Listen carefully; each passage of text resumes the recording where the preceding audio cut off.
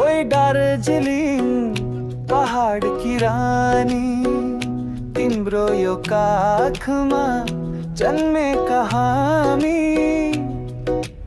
गोर्खाको शान नेपाली मानन, हिमालको छातीमा गोर्खेको शान। चिया बगानको हरियाली माया, मुटुमा बासेछ यो मिठो सपना। सुरिला स्वरहरू यही पहाडमा, अनेकौं गायक जन्मिन्छ यहाँ।